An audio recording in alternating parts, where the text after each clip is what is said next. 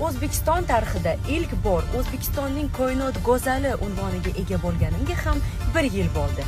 1 yil oldin men O'zbekistonning bayrog'ini baland ko'tarib, Meksikaga yo'l oldim va koinot go'zali tanlovida ishtirok etdim.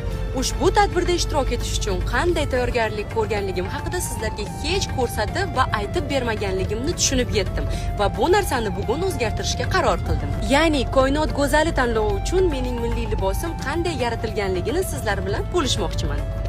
Ko'pchiliginglarning xabaringlar bor, 2022-yilda O'zbekistonning nomidan ilk bor Miss International go'zallik tanlovida Yaponiyada ishtirok etganimda 70 ta davlat orasida bizning milliy libosimiz eng chiroyli deb tan olindi va 2023-yilda Samarqanddagi muzeyga topshirildi. Bu libosimiz yana ham jozibaliroq bo'lsin deb yurtimiz tarixidan ilhom olib biz birinchi qadamlarni bosishni boshladik. Lekin bir muammo, u payt vaqtimiz kam, pulimiz ham kam edi.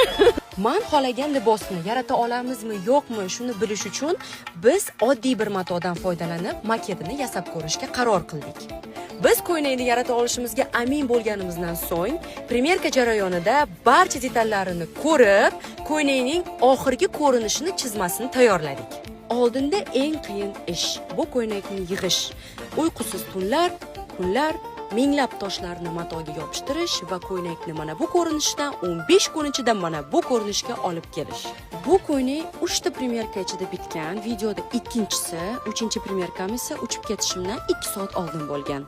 Barcha premyerkalar kechasi soat 3, 4, 5 ertalabga qarab bo'lgan, chunki hamma dizaynerlar va barcha menga yordam bergan odamlar kechalari uxlamay to'liq tayyorgarlik ko'rishimga yordam berishgan. 30-dan 31 oktyabr kechasi men Meksikaga uchdim. Ya'ni yana 2 kun ichida ko'ylak to'liq bitdi.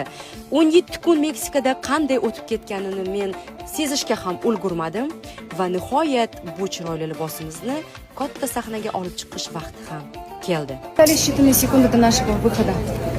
Это видео вы уже увидите, когда я освобожусь.